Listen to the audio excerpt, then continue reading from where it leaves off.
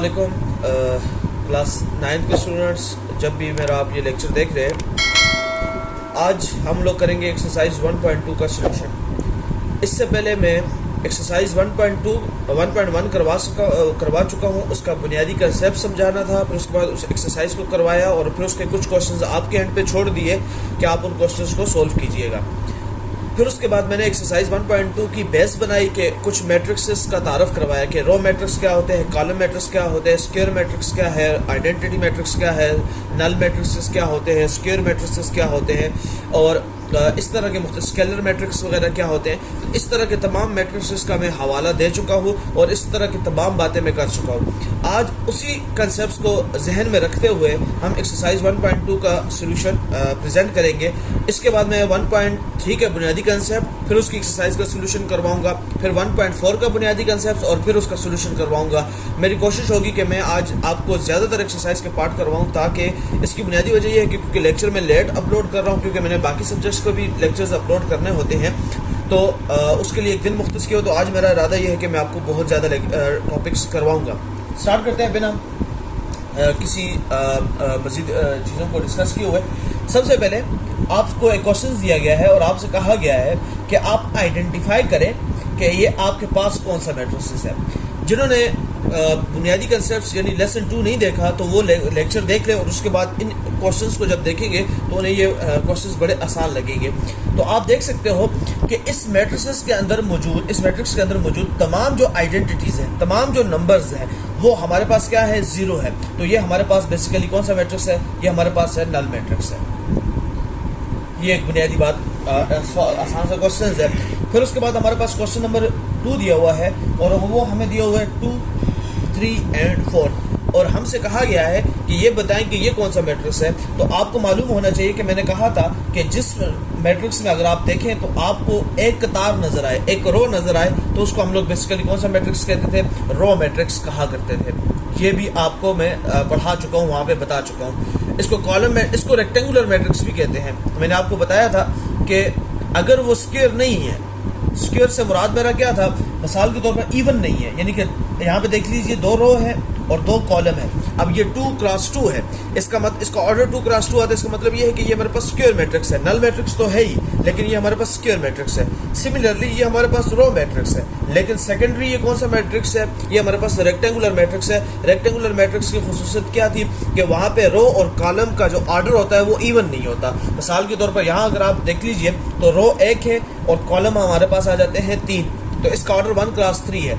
अब इसका ऑर्डर देख लीजिए 0 क्रॉस 0 हो, 1 क्रॉस 1 हो, यहाँ पे अगर देख लीजिए 2 क्रॉस 2 हो, 3 क्रॉस 3 हो, अब 4 क्रॉस 4 हो।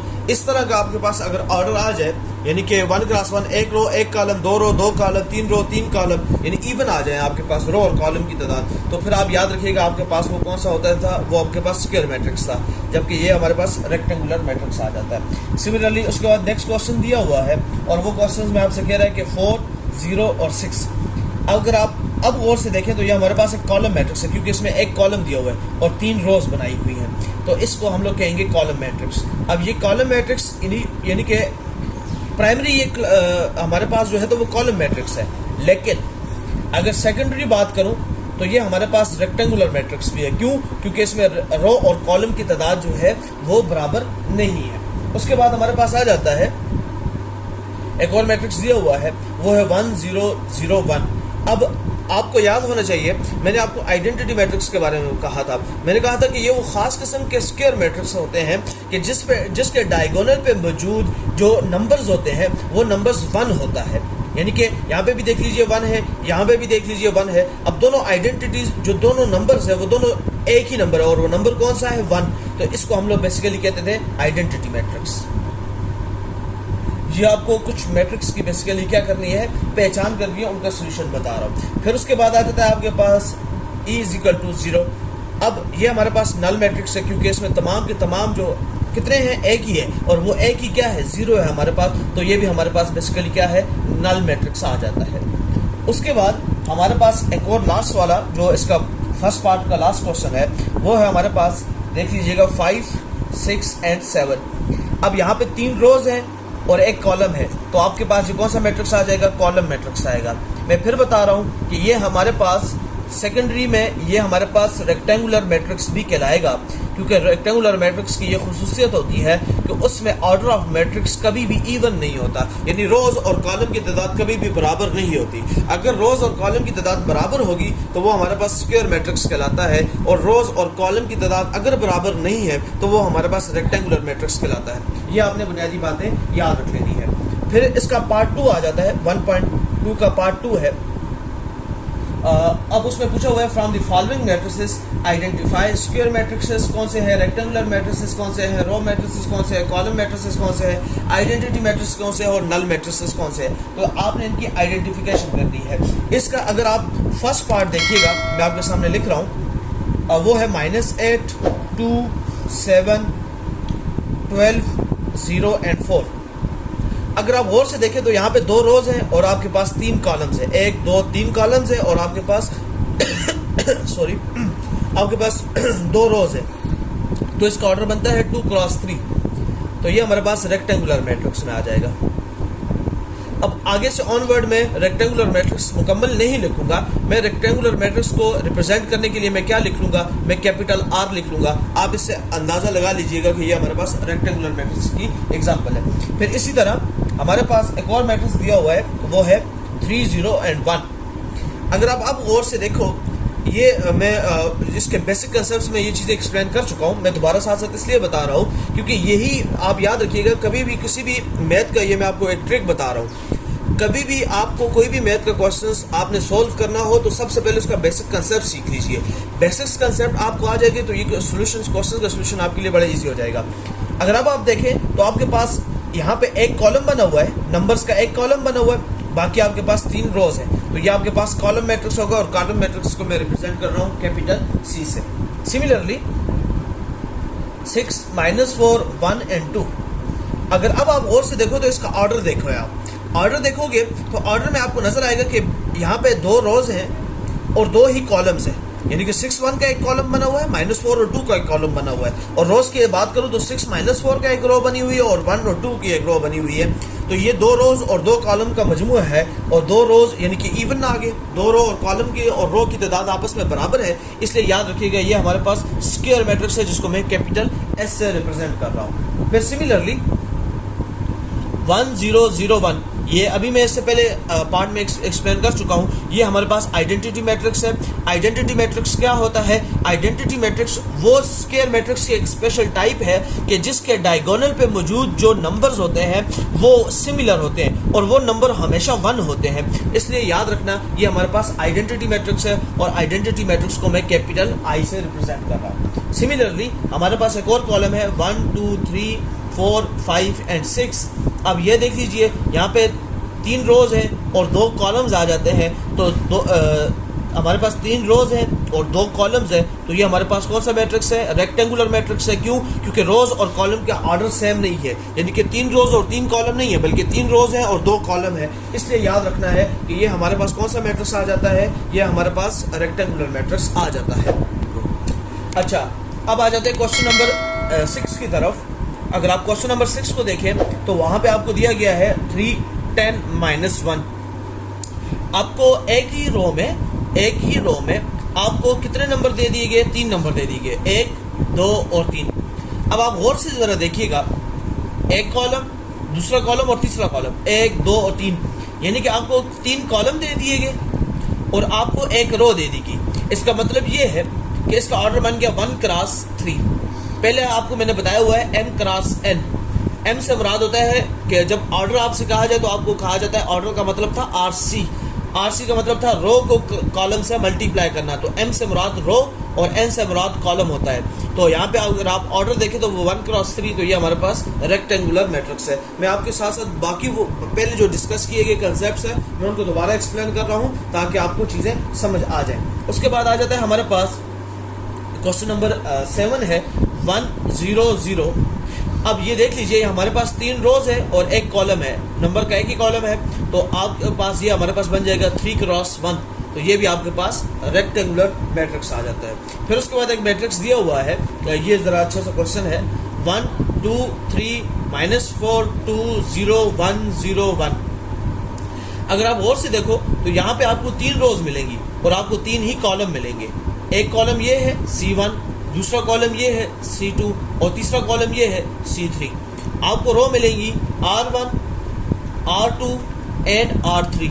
अब आप देखोगे आपके पास रो और कॉलम का नंबर इक्वल है। कितनी रोज है? 1 2 3 रोज है और आपके पास कॉलम कितने हैं? 3 कॉलम है। तो 3 क्रॉस 3 जब आप ऑर्डर लिखते हो, ऑर्डर का मतलब क्या होता है? रोज और कॉलम को आपस में आप क्रॉस करते हो। आप देखते हो कि किसी खास इंडिविजुअल मैट्रिक्स में आपको रोज और कॉलम की तादाद कितनी है, अब उसी को हम लोग ऑर्डर देते हैं। तो 3 क्रॉस 3 है, इवन नंबर आ जाएंगे यानी कि रोज और कॉलम की तादाद बराबर है, तो ये हमारे पास स्क्वायर मैट्रिक्स है। ये याद रखना है। उसके बाद ये क्वेश्चंस बड़े इजी क्वेश्चंस हैं। अगर आपको लोगों को उम्मीद है ये चीज़ें समझ आ रही होंगी। अब उसके बाद लास्ट टॉपिक है, लास्ट क्वेश्चन है इस पार्ट 2 का, वो है 0 0 0 0 0 0। अब ये बेसिकली हमारे पास एक नल मैट्रिक्स है। ये नल मैट्रिक्स या जीरो मैट्रिक्स है। क्यों? क्योंकि इसके अंदर मौजूद इस खास रेक्टेंगुलर बॉक्स के अंदर बंद किए हुए तमाम जो इंडिविजुअल एंटिटीज है, अगर आप गौर से देखो वो तमाम की तमाम एंटिटीज क्या है? जीरो है। तो ये हमारे पास बेसिकली कौन सा मैट्रिक्स है? ये हमारे पास नल मैट्रिक्स आ जाता है।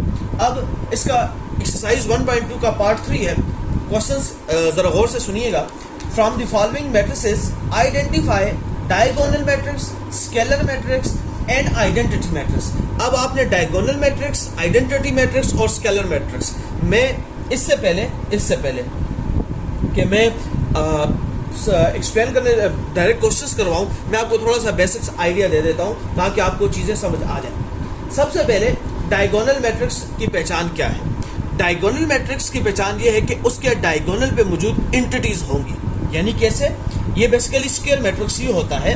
डायगोनल मैट्रिक्स क्या होता है? बेसिकली स्क्वायर मैट्रिक्स होता है कि उसके डायगोनल पे बेसिकली क्या होंगी? आपको एंटिटीज नजर आएंगी, लेकिन उसके अलावा कहीं पे भी आपको एंटिटीज नजर नहीं आएंगी। बाकी तमाम की तमाम एंटिटीज क्या हो जाएंगी? वो जीरो हो जाएंगी। अब डायगोनल मैट्रिसेस के कुछ स्पेशल केसेस हैं। वो कौन से हैं? अगर आपको ऐसा डायगोनल मैट्रिक्स मिले कि जिसके डायगोनल पे एंटिटीज सिर्फ और सिर्फ 1 हो, दोनों आप देखो तो आपको दोनों की दोनों 1 नजर आए और बाकी आपको क्या नजर आए? 0। तो ये याद रखिएगा कि ये आपके पास बेसिकली आइडेंटिटी मैट्रिक्स है। और अगर आपको डायगोनल आपको पूरे के पूरे मैट्रिक्स में आपको तमाम के तमाम नंबर 0 मिले तो ये मतलब नल मैट्रिक्स है। आपको डायगोनल समझा दिया कि डायगोनल पे नंबर्स होंगे। अब उसमें कुछ स्पेशल केसेस हैं। अगर वो नंबर सिर्फ और सिर्फ 1 नजर आ रहा है तो वो आइडेंटिटी मैट्रिक्स है। अगर वो सारे के सारे नंबर 0 हो गए तो आपके पास नल मैट्रिक्स है। लेकिन अब ये स्पेशल केस समझिएगा, ये स्पेशल केस है। अगर 1 और 0 के अलावा कोई नंबर हो और वो दोनों नंबर सेम हो, यानी कैसे? मिसाल के तौर पर 2 हो और बाकी नंबर 0 हो जाए, 3 हो और बाकी नंबर 0 हो जाए, 4 हो और बाकी नंबर क्या हो जाए? 0।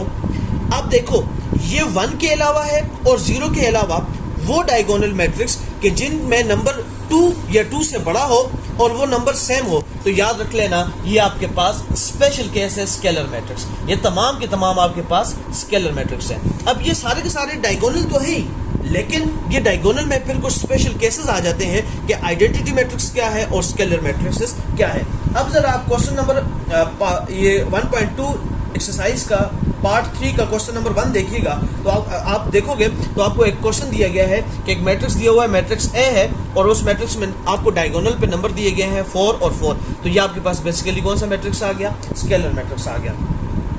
क्वेश्चन नंबर 2 जो पार्ट बी है वो दिया हुआ है 2 0 0 -1। अब सर ये कौन सा मैट्रिक्स होगा? ये डायगोनल मैट्रिक्स होगा। सर ये स्केलर नहीं होगा? नहीं होगा, क्योंकि स्केलर के लिए शर्त ये है कि दोनों नंबर 1 से बड़े हों, यानी 2 हो या 2 से बड़ा हो और दोनों सेम होने चाहिए। यहाँ एक 2 है एक -1 है, दोनों डिफरेंट है, लेकिन चूंकि डायगोनल पे नंबर तो मौजूद है ना, तो डायगोनल पे मौजूद होने की वजह से ये डायगोनल मैट्रिक्स बनेगा, लेकिन ये स्केलर या आइडेंटिटी मैट्रिक्स नहीं बनेगा। फिर इसी तरह आपको सी मैट्रिक्स दिया हुआ है और सी की वैल्यू दी हुई है 1 0 0 1। मैं रो में जा रहा हूँ 1 0 0 1। तो आपके पास ये बेसिकली कौन सा मैट्रिक्स है? आइडेंटिटी मैट्रिक्स है। सिमिलरली आपको दिया गया है डी मैट्रिक्स, एक मैट्रिक्स दिया हुआ है 3 0 0 0। अब आप कहोगे सर ये कौन सा मैट्रिक्स है? ये नल मैट्रिक्स नहीं है। क्यों नल मैट्रिक्स नहीं है? क्योंकि तमाम की तमाम आइडेंटिटी को, तमाम की तमाम डिजिट्स को, तमाम के तमाम नंबर को जीरो होना पड़ेगा, लेकिन यहाँ जीरो नहीं है, बल्कि डायगोनल पे एक नंबर मौजूद क्या है? 3 है, तो ये आपके पास डायगोनल मैट्रिक्स होगा, जो क्वेश्चन नंबर 3 है। फिर उसके बाद लास्ट पार्ट जो इस 1.2 का जो इस क्वेश्चन का लास्ट पार्ट आता है वो है, ये अच्छा क्वेश्चन दिया हुआ है 5 - 3 0 0 और 1 + 1। अब अगर आप गौर से देखो तो 5 में से 3 निकालें तो 2 रह गया, 0 0 और 1 + 1 2 आ गया। तो ये बेसिकली आपके पास एक स्केलर मैट्रिक्स दिया हुआ है, लेकिन उसको सब्सट्रैक्शन और मल्टीप्लिकेशन या इस तरह का एक ऑपरेशन लागू करके बेसिकली आपको दे दिया गया है। तो ये आपके पास बेसिकली कौन से मैट्रिक्सेस है? स्केलर मैट्रिक्स कैसे आप पहचान करते हो, आइडेंटिटी मैट्रिक्स आपकी पहचान कैसे करते हो, और डायगोनल मैट्रिक्स की आप पहचान कैसे करते हो, ये मैं आपको बता चुका हूँ। अच्छा, अब आ जाते हैं एक्सरसाइज 1.2 का जो लास्ट पार्ट है, उसको सॉल्व करने की कोशिश करते हैं। आपको याद होगा, अगर आप लोगों ने मेरी वीडियो देखी होगी तो वहाँ पे आप ये जानते होंगे, जो 1.2 के सोल्यूशन से पहले, ये जो वीडियो मैं अभी बना रहा हूँ, इससे पहले मैं एक वीडियो अपलोड कर चुका हूँ जहाँ पे मैंने 1.2 के बेसिस कंसेप्ट, जहाँ पे मैंने रोज और कॉलम और बाकी तमाम टाइप्स ऑफ मैट्रिसेस को डिस्कस किया था। वहाँ पे मैंने कुछ मैट्रिसेस को छोड़ दिया था। एक मैट्रिक्स था आपके पास सिमेट्रिक मैट्रिक्स और एक था आपके पास स्क्यू सिमेट्रिक मैट्रिक्स। ये आप अक्सर सुनेंगे, आपके पास इसी पॉइंट पे क्वेश्चंस आते हैं। अब जरा समझिएगा कि पहले ये समझ लीजिए कि मैं इस एक्सरसाइज 1.2 का पार्ट 4 करवाऊं, उससे पहले मैं कुछ आपका कंसेप्ट रिवाइज करवाना चाहता हूं। आपसे पूछा जाता है ट्रांसपोज का मतलब क्या है, तो ये बात मैं वहां पे एक्सप्लेन कर चुका हूं। ट्रांसपोज का मतलब ये है कि आप रो को कॉलम में कन्वर्ट करते हो और आप कॉलम को रो में कन्वर्ट करते हो। अब मान लीजिए मेरे पास एक मैट्रिक्स है 1 2 3 4 5 और 6। ये मेरे पास एक रेक्टेंगुलर मैट्रिक्स है जिसका ऑर्डर मेरे पास आता है 3x2। अब और इस मैट्रिक्स का नाम है ए मैट्रिक्स। अब मुझे कोई कहे कि इस मैट्रिक्स का ट्रांसपोज निकालें, तो ट्रांसपोज का मतलब ये है कि आप रो को कॉलम में कन्वर्ट करो या आप कॉलम को रो में कन्वर्ट कर दो। तो A transpose is equal to, अब मैं क्या कर रहा हूं, मैं इसको रो, अब देखिएगा जरा, ये समझिएगा कि ये मेरे पास एक रो है तो मैं इसको कॉलम में कन्वर्ट कर रहा हूं 1 2, फिर ये भी एक रो है, इसको मैं कॉलम में कन्वर्ट कर रहा हूं 3 4, और ये भी मेरे पास एक रो है, इसको मैं कॉलम में कन्वर्ट कर रहा हूं 5 और 6।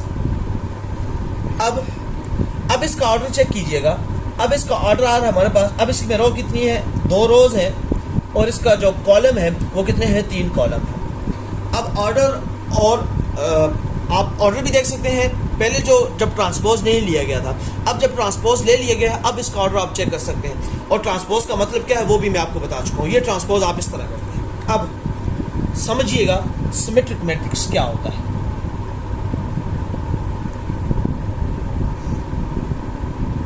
आप किसी भी मैट्रिक्स का ट्रांसपोज ले लें,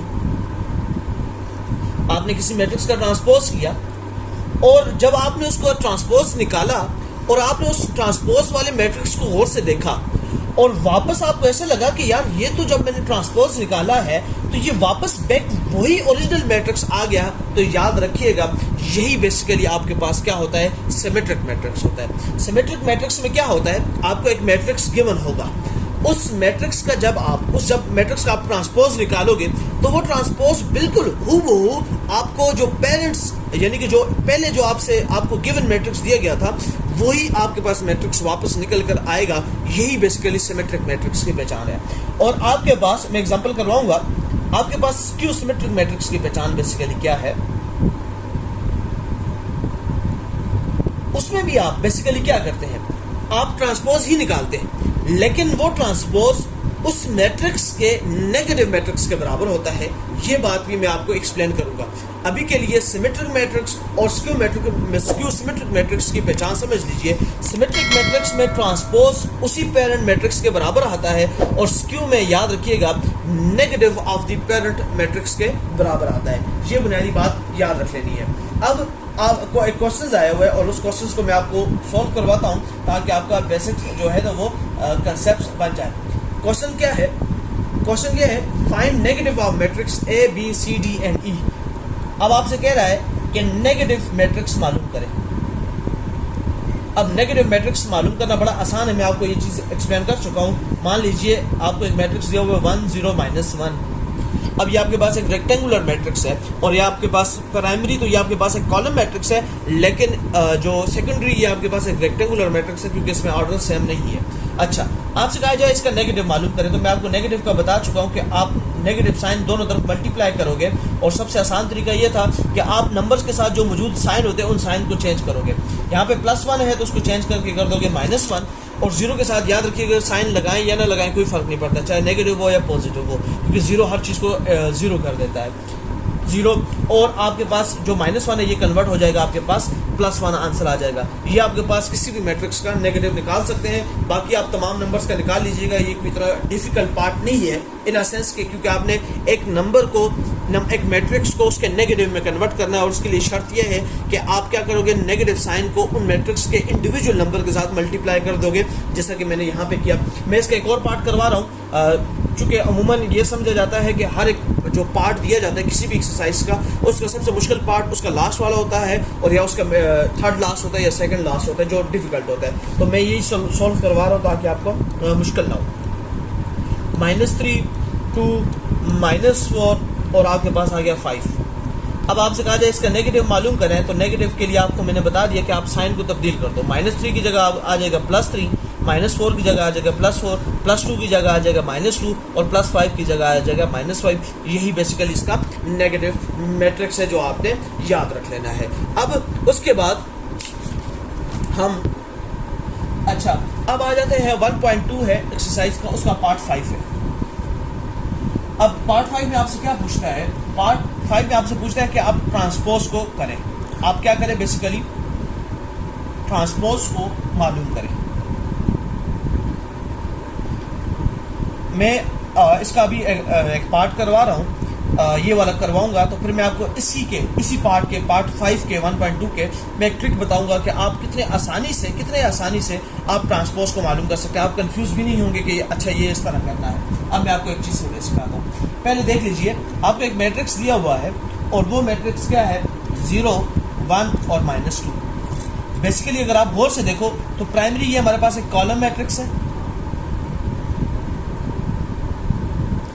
और उसके बाद ये हमारे पास क्या है? रेक्टेंगुलर मैट्रिक्स भी है, क्योंकि इसमें रोज और कॉलम की तादाद बेसिकली क्या है जी?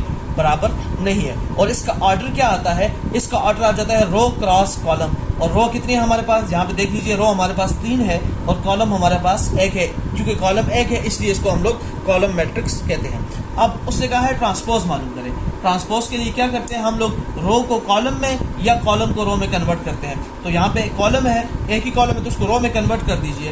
तो 0 1 और -2, ये हमारे पास बेसिकली सिंपली क्या होता है? ट्रांसपोज। याद रखिएगा इसमें साइन वगैरह चेंज नहीं किए जाते, सिर्फ और सिर्फ आपने रो को कॉलम में या आपने कॉलम को किस में कन्वर्ट करना होता है? रो में कन्वर्ट करना होता है।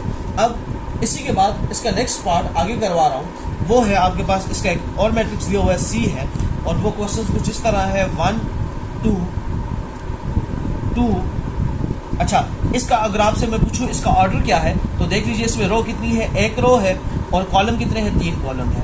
ये इस ट्रांसपोज वाले मैट्रिक्स का जो अगर आपसे पूछे ऑर्डर क्या है, तो ऑर्डर आप इस तरह बता सकते हैं। और ये यहाँ पे जो पेरेंट मैट्रिक्स है उसका आप ऑर्डर देख सकते हैं। अच्छा, 1 2 2 -1 और 3 और 0। अब ये आपके पास एक मैट्रिक्स है, ये आपके पास कौन सा मैट्रिक्स है? ये आपके पास प्राइमरी एक रेक्टेंगुलर मैट्रिक्स है। अब अगर आपसे कोई पूछे कि इसका ऑर्डर क्या है, तो इसका ऑर्डर आप देख लीजिए। इसके में रो कितनी है? 3 रोज हैं, और कॉलम कितने हैं? 2 कॉलम हैं, तो 3 क्रॉस 2 है।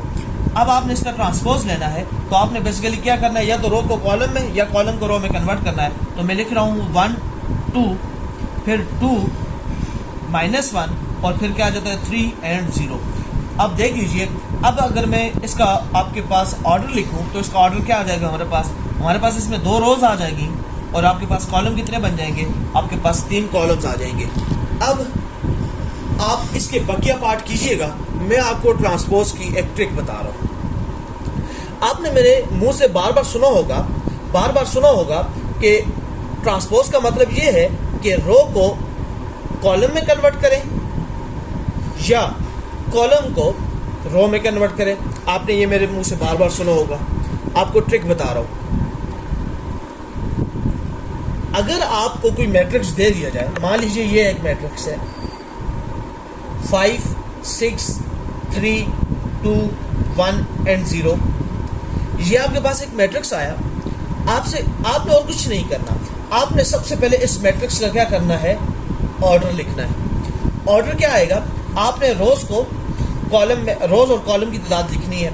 यहाँ पे अगर आप गौर से देखें तो यहाँ पे रोज हमारे पास कितनी है, हमारे पास रोज है 3 और कॉलम है 2, तो इसका ऑर्डर आ जाएगा 3 क्रॉस 2। अब आपने ट्रांसपोज मालूम करना है। पता है क्या करो, इसको रिवर्ट करके लिख लो 2 क्रॉस 3। मतलब क्या, मतलब ये कि आपने ट्रांसपोज का बेसिकली मतलब ही क्या होता है कि आपने रो को कॉलम बना देना और कॉलम को रो बना देना है। तो इसका मतलब क्या है, कॉलम कितने थे 3 और आपके पास रो कितनी थी 3 और कॉलम कितने थे 2। अब आप क्या करोगे, इसके 2 रो कर दोगे और इसकी 3 कॉलम कर दोगे। बड़ा आसान है। अब आप क्या कर सकते हो, अब लिखोगे कैसे। फिर लिखने के लिए ट्रिक बता रहा हूँ। आपने चूंकि पहली रो है, आपने रो को कॉलम में कन्वर्ट किया है, तो आप एक रो को उठाओ और उसको कॉलम में लिखना शुरू करो। आप दूसरी रो उठाओ और उसको कॉलम में लिखना शुरू करो। कॉलम से मुराद वर्टिकली लिखना स्टार्ट करो और 1 और 0 ये लिख लिए। अब इसी का ऑर्डर आप और से देख लो तो आपके पास क्या आ जाएगा, 2 रोज है और आपके पास 3 कॉलम है। ये बहुत आसान है। पहले आप क्या करो, ऑर्डर को तब्दील कर दो। मतलब क्या, अगर आपको 1 क्रॉस 2 दिया हुआ है तो उसको लिख लो 2 क्रॉस 1। इसका मतलब इसका ऑर्डर क्या आ जाएगा, 2 क्रॉस 1। ट्रांसपोज का ऑर्डर क्या आएगा ये मैं बता रहा हूँ। और इसी कंसेप्ट को आप इस्तेमाल करके आप क्या कर सकते हो, आप फाइंड कर सकते हो ट्रांसपोज ऑफ दी मैट्रिक्स को फाइंड कर सकते हो। अच्छा, अब आ जाते हैं एक्सरसाइज 1.2 का लास्ट पार्ट है और इसका पार्ट 6 है और उसके 2 क्वेश्चंस दिए गए हैं। एक क्वेश्चन दिया गया है, क्वेश्चन नंबर ए है और वो है 1 2 0 1। ये आपके पास एक स्क्वायर मैट्रिक्स है और आपको एक और मैट्रिक्स दिया गया है B इज इक्वल टू, वो आपको दिया गया है 1 1 2 एंड 0। मैथ का ये उसूल याद रखिएगा। जब भी आप एक्सरसाइज 1.2 को सोल्व करें तो आप अपनी आसानी के लिए उसके ऑर्डर वगैरह लिख लिया करें ताकि आपको कंसेप्ट हो। ये तमाम चीज़ें आपको रिवाइज भी होती रहेंगी। इसका ऑर्डर आपके पास आ जाएगा 2 क्रॉस 2। क्यों, क्योंकि इसमें 2 रोज हैं और आपके पास 2 ही कॉलम है।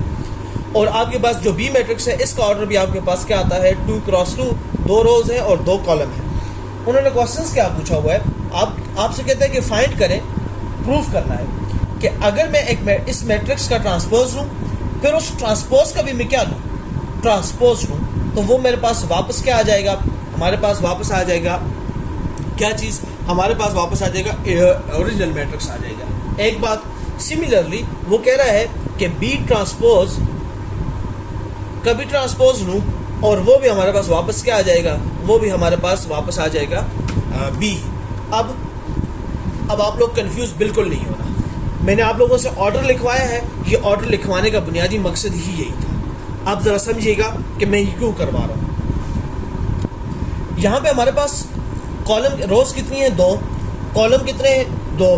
अगर मैं 2 को पहले लिख लूँ या 2 को बाद में लिख लूँ, क्या ऑर्डर में कोई फर्क पड़ेगा? नहीं पड़ेगा, क्योंकि 2 रोज ही रहेंगी और 2 ही कॉलम होंगी। क्योंकि स्क्वायर मैट्रिक्स की ये खुसूसियत है कि उसका ऑर्डर में फर्क नहीं पड़ता। यानी आप रो को कॉलम में कन्वर्ट करो या कॉलम को रो में कन्वर्ट करो, उसके ऑर्डर पे कोई भी फर्क नहीं पड़ना। एक बात। अब यहाँ पे जो फर्क आ जाता है वो ये आ जाता है कि सर उस मैट्रिक्स में जब हम लोग ट्रांसपोज लेते हैं तो हम लोग आइडेंटिटीज की जो नंबरिंग है या पोजीशन है उसको चेंज कर देते हैं, तो उसका असर नहीं पड़ेगा। नहीं पड़ेगा, क्यों नहीं पड़ेगा? क्योंकि उसने ट्रांसपोज का ट्रांसपोज मांगा है। जरा मैं समझाता हूँ उस कंसेप्ट का मतलब क्या है। मान लीजिए वो एक मैट्रिक्स, मैं उसको दोबारा लिख रहा हूँ और उससे मुझसे क्या कहा है, इसका ट्रांसपोज मालूम करें। तो मैं पहले एक ट्रांसपोज निकालता हूँ। देखो पहले क्या है, ए ट्रांसपोज। पहले आपने ये करना है कि ए ट्रांसपोज निकालना है। मैं ए ट्रांसपोज निकाल रहा हूँ, तो मैं ट्रांसपोज जब निकालूंगा तो रो को कॉलम में और कॉलम को रो में कन्वर्ट करूंगा, तो 1 2 0 एंड 1 ट्रांसपोज निकाल दिया। अब उसने कहा ट्रांसपोज का भी ट्रांसपोज निकालें, तो ए ट्रांसपोज का अगर मैं ट्रांसपोज जब निकालूंगा तो जरा गौर कीजिएगा। अब मैं डायरेक्ट ट्रांसपोज निकाल रहा हूँ तो 1 0, अब ये रो है उसको कॉलम में कन्वर्ट करें तो 1 0 और 2 and 1। ज़रा गौर से देखिएगा, ए ट्रांसपोज का जब ट्रांसपोज निकाला, रोज में नंबर क्या आ रहे हैं, एक रो, दूसरी रो, कॉलम, एक रो कॉलम, दूसरा कॉलम। अब आगे देखिएगा, इसमें नंबर क्या है, 1। अब आपने कहाँ जाना है, ए मैट्रिक्स की तरफ, और ए मैट्रिक्स कौन सा है, ये वाला। ए मैट्रिक्स पे गए तो ज़रा गौर से देखें, ए ट्रांसपोज के ट्रांसपोज मैट्रिक्स का जो हमारे पास इस पॉइंट पे, यानी कि लेफ्ट टॉप साइड पे जो मेरे पास नंबर है वो कौन सा है, 1। तो यहाँ पे भी क्या है, 1, यहाँ पे क्या है, 2, यहाँ पे भी क्या है, 2, 0 0 1 1। इसका मतलब ये है कि ए ट्रांसपोज का ट्रांसपोज हमारे पास ए ही आएगा। अब सर ये बात आप आसान अल्फाज में कैसे समझाएंगे, बात ऐसी है, वो आपको कंफ्यूज सिर्फ ये कर रहे हैं। वो कह रहे हैं कि मेरे पास 2 + 2 है, 2 + 2 है, इसको कहते हैं 4। मैंने क्या किया, मैंने इस 2 को पहले लिख लिया और इस 2 को बाद में लिखा। फिर ऐसे हुआ कि मैं वापस इस 2 को वहां ले गया और इस 2 को यहाँ ले आया। तो मतलब क्या, मतलब कि एक मैट्रिक्स था जिसका ऑर्डर सेम था, मैंने पहले उसके ऑर्डर को चेंज किया, फिर मुझे पसंद नहीं आया, मैं वापस उसी ऑर्डर पे लेकर चला गया, तो वो मैट्रिक्स वापस वही रहेगा ना, जैसे कॉलम था, जैसे रो थी, वैसी की वैसी ही रहेगी। आपने मान लीजिए, समझाने की गर्ज से बता रहा हूँ कि ये क्वेश्चंस कैसे आपको समझाना चाह रहे हैं कि मेरे पास एक पेन है, मैं इस पेन को यहाँ ले गया, मैंने ट्रांसपोज निकाल दिया, अब मुझे पसंद नहीं आया, मैं वापस यहाँ आ गया, तो बेसिकली पेन उसी हालत में है जिस हालत में मैं यहाँ से इसको शुरू में लेकर गया था। बस यही बुनियादी बात इस क्वेश्चन में समझाई जा चुकी है, और इसका पार्ट 2 आप खुद करेंगे। ये आप क्वेश्चन देख सकते हैं, ये आपके पास पार्ट 2 है, और ये मैं आप पे छोड़ रहा हूँ कि आप लोग कमेंट सेक्शन में इसका आंसर लिख के मुझे बताएंगे कि क्या आपके पास जो इसका एक्सरसाइज 1.2 का पार्ट 6 का लास्ट जो पार्ट है, आपके पास क्या बी ट्रांसपोज का ट्रांसपोज आपके पास बी के बराबर आया है कि नहीं आया। Thank you so much.